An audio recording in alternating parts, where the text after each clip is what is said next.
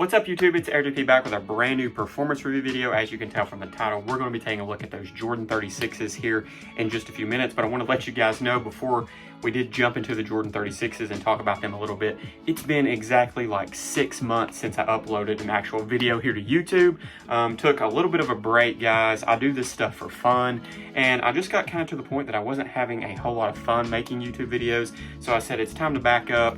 I pretty much still have been writing my performance reviews, or as I said, just writing the performance reviews. I've always enjoyed that for some reason. I've always really liked actually writing the performance reviews. I don't know why that is, because most of the time I'm able to get most of my knowledge or a little bit of stuff more out actually about the shoe in a video. It's a little bit easier, I guess, to talk about it than to maybe write it down on paper, but for whatever reason, I do enjoy pretty much writing the performance reviews, I guess, a little bit better than actually making the actual videos. But I do enjoy it. It's just, as I said, I just kind of got to this point that I wasn't having a whole lot of fun with it. So took a little time off, but now I am back. I'm going to start making these performance review videos for you guys again. Probably do some unboxings and things like that as well. But for the most part, I'm going to try to mostly stick to performance reviews. As I said, you guys are here to see these Jordan 36s. That's what we are going to talk about today. So let's go ahead and jump right into it.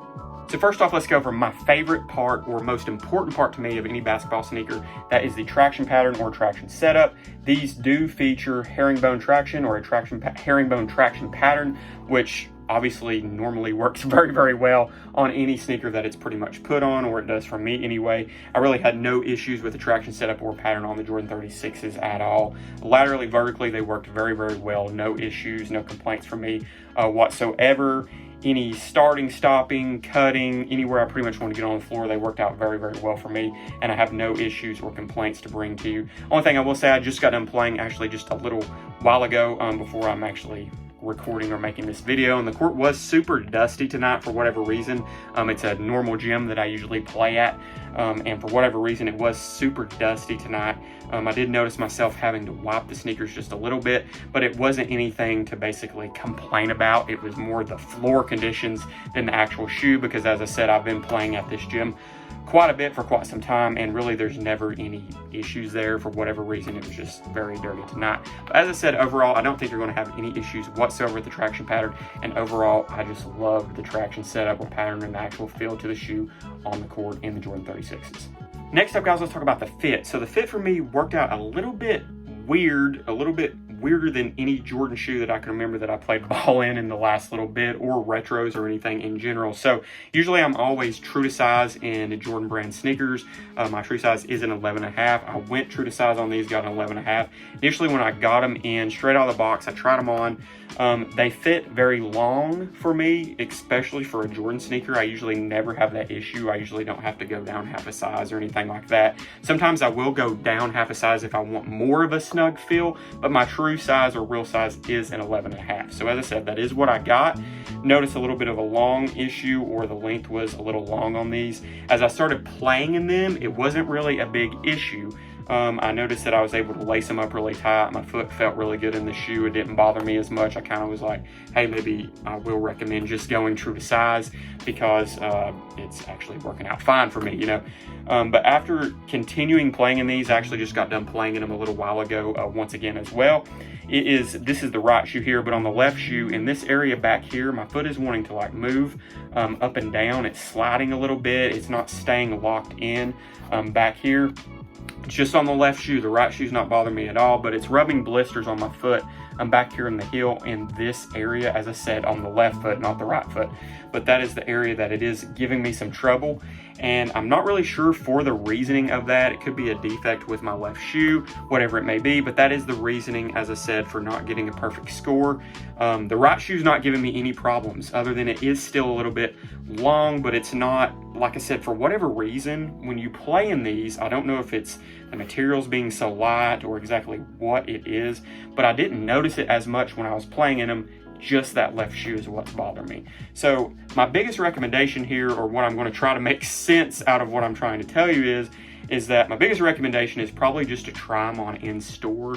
Most other people that I've talked to that's played in this sneaker has said they went true to size and had no issues whatsoever. That's why I'm saying there's probably just a defect with my left shoe, but obviously I can't tell you, or from my experience, hey, just go true to size, because that's not the experience that I had with the shoe. So if I was able to purchase another pair of Jordan 36s, and my plan is to eventually buy another pair, because I did really like how these performed, I will probably go down go down half size to see how they feel or fit. Hopefully I'll be able to try them on in store and just get a real feel for going down half size. And if that doesn't work, try on my true to size 11.5 and see if they feel better than my current pair. But overall, as I said, I don't want this to sound like the shoes are bad over the fit, or that I had a really bad experience because of the fit. Sure, it rubbed blisters on my feet or on the back of my left foot, but I've played in several sneakers that I really liked and they've rubbed blisters on my feet. I mean, it's playing basketball, you know what I mean? But overall, as I said, the fit, that was the only thing that gave me a little bit of trouble. I hope it doesn't give you trouble, and I'm sorry this is not a real clear recommendation on what size to get, but as I said, my actual recommendation, once again, is just to go in a store if you are able to. Even I'm not able to, like, my stores don't have these in store. I had to just order them. So I understand your pain if you don't have them in store or anything like that. But if that is the case, maybe just go true to size, see how they fit. You can always send them back and go down half a size or go up half a size if you need to. But overall, that's my experience on the fit. And as I said, I hope they work out a little bit better for you than it did for me. Next up, let's talk about the materials just a little bit. I kind of hinted in the fit section that we just went over just a minute ago that the sneaker is very, very light because of the materials, and it is a super light sneaker. It's probably one of my favorite things about the shoe is how light the shoe is. And from initial images and things like that, I never thought that the shoe was not going to be light. But as I said, it is definitely one of the key features that the sneaker is super light. The material is basically what Nike is calling a jacquard lino weave upper, which kind of reminds me of almost like a mesh and a fuse in a sense, and that's just what it reminds me of. People may say that doesn't remind them of that at all, but that is what it kind of reminds me of, is a mix of that together. And overall, I don't know if you'll be able, the camera will pick it up, but you can almost kind of see through the actual materials on the shoe. I don't know if it'll pick up my hand there or not, but from initial image or initial in-hand look at these and to the touch, you would think the material is going to not be very durable, that it's not going to hold up very well, or that it may rip really easily. But I'm here to tell you that this material is super, super tough. Like, out of the shoe initially, when I first got it in hand, I was like, I don't know how that toe box area, those materials are going to work out. They're probably going to rip pretty easy. As soon as I was playing in them, I was like, man, that material is super tough for what it is. And I have to say that overall, from straight out of the box, what I thought was going to be the weakest part of the shoe is probably one of the strongest parts of the shoe and one of my favorite parts of the shoe, because the materials overall are very nice, very comfortable, very lightweight, and I don't think the materials are going to disappoint you whatsoever. So next up, let's go over the lockdown support and impact protection on the Jordan 36s. I gave them a perfect score for these categories on my actual written review. No issues whatsoever. The lockdown was very, very good on the sneaker. I know I went over in the fit category section that my foot was moving around a little bit in the left shoe. I'm going to consider that more of a fit thing than an actual lockdown issue. So as I said, very, very nice locked in feel to the shoe, able to lace them up very tight, and felt very, very good. You do have a nice outrigger on the shoe as well, so you're not so eager to tip over. No real issues feeling like I'm going to roll my ankle or safety issues or anything like that. I just felt very, very good overall from a lockdown standpoint. Support felt very, very good as well. So impact protection, we're going to go over just a little bit. The sneaker does feature the plate system just like the Jordan 34 and 35. They say it's a little bit updated. I wasn't able to play in the 35s due to COVID. I didn't have really any indoor courts to play in, things like that. I wasn't going to buy a bunch of basketball sneakers to test and only get to play in them outdoors and things like that. I did test some last year and wrote some reviews and things like that, but overall I just kind of took some time off, just played and had fun instead of worrying about testing sneakers and things like that. The previous year, the 34s was one of my favorite shoes. The 34s and the KD12s were my favorite shoes from 2 years ago, and as I said, they were kind of like a tie for me, to be honest. I really liked both of them overall very, very well. And with the Jordan 34s, one of the biggest things I did like was the plate system and the impact protection.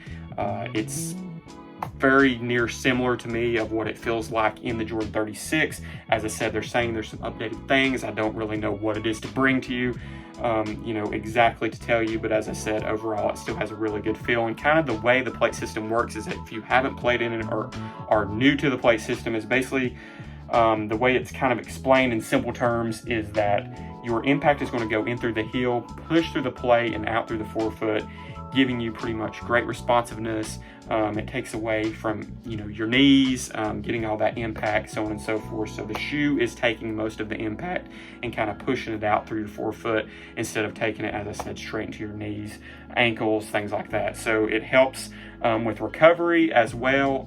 As I said, just a very nice locked in feel, great support, and great impact protection as well. I don't think the 36s are going to disappoint you in these aspects or categories. If you're a bigger player, it's going to be great for you, as I said, for impact protection. Me being a smaller kind of guard, I'm only like 5'10", 5'9", 5'10", so it even worked out very, very well for me, as I said, for impact protection as well.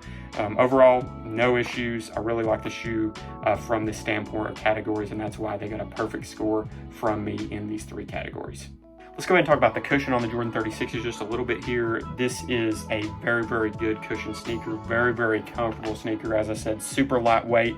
And the cushion, it makes for a great feel on court. The shoe does feature Air Zoom Strobel, and it is double stacked. And I do, as I said, the cushion is just crazy on this shoe. I really, really like it. It's super comfortable.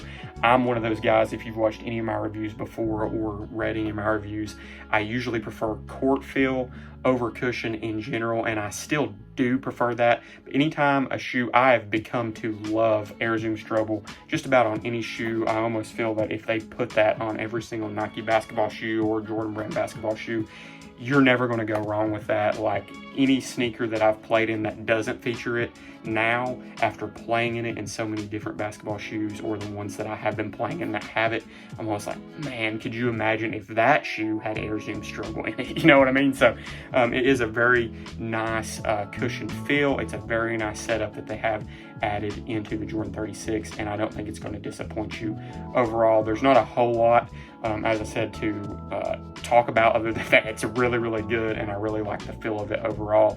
For it to have as much cushion as it does, so to speak, with Air Zoom Strobel, it's almost like it's the perfect amount for me, if that makes sense. Now, I could deal with a lot less. I don't really have to have all that cushion, if that makes sense, or have that much of a cushion feel to a basketball shoe, and I'll still be okay in it.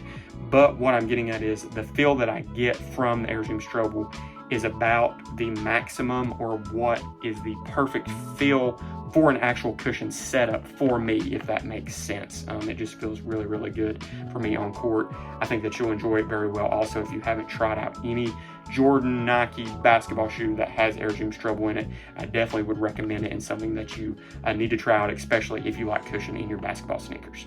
Overall, guys, the Jordan 36 is a very solid all-around shoe. Really no issues whatsoever, other than that little fit issue that I'm having on the left shoe. Overall, it doesn't bother me enough to even discredit the shoe whatsoever. I really, really like it. I don't think anyone is going to be disappointed in the Jordan 36. I mean, there's going to be some people that don't like it, or maybe it just doesn't work out for them. Overall, I get that. But overall, from a majority standpoint, I don't think anybody's really going to be disappointed in this shoe. I really, really like it a whole lot. There's lightweight feel, great cushion, great support, great impact protection, great traction. There's nothing really, as I said, I did not like. I gave it overall rating of a perfect score in my grading system, and I don't think that, as I said, you're going to be very disappointed in this shoe overall. The price point on Jordan flagship models is usually $180 to $200-ish. I know that that can be a little bit of an expensive price point, especially for a basketball sneaker, or one that you're going to play in on court, but I don't think that, as I said, you're going to be disappointed if you go the extra mile and pay the extra price for these, because they are going to last you. As I said, the materials don't look that strong, but they are very, very strong, so it's going to be a very durable sneaker. I've played in these a ton already, put in about another 3 hours in them, as I said before I made this video tonight, and overall, no disappointments. I love the shoe, and I think you will too. I want to thank you guys for tuning in today and checking out this performance review video on the Jordan 36. As I said, I'm sorry once again for taking so much time away from YouTube and making you guys some performance review videos. Hopefully you enjoyed this one, and hopefully we'll be able to get some more performance review videos up for you guys very, very soon. I've actually got some written reviews that I could do some actual performance review videos on. I plan on doing a KD14 performance review video for you guys. I really like that sneaker overall a whole lot too. I'm kind of stuck right now between that shoe and this shoe on which one is my actual favorite to play in right now. So maybe when I make that performance review video, I can kind of elaborate and let you guys know which one I actually do like better. But as I said, I do want to thank you guys for tuning in today. I really do appreciate it. I appreciate everyone's support, and I also appreciate everyone that's reached out to me on Instagram to say, hey, you all right? Where you been? You know, things like that. So I do appreciate you guys. It means a lot to me. Thanks again for tuning in. I really appreciate it. We'll be back very, very soon with either some more gear or some more sneakers. Peace.